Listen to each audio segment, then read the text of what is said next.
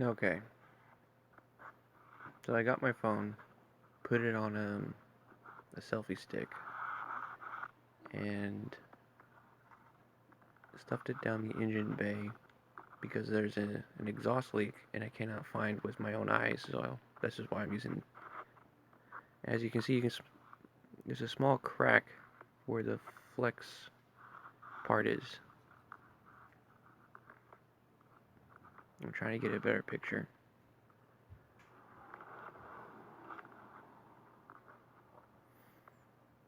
That black soot is an indication of an exhaust leak.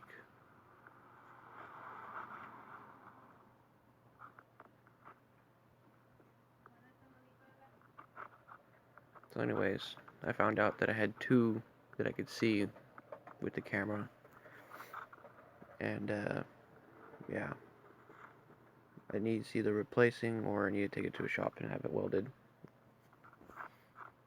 I thought I was gonna go to AutoZone and get some like wrap or something to put it on, but since it's the flex area and there's rivets or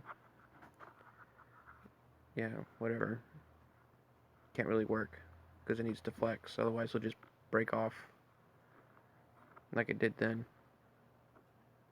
Anyways, that's pretty much it.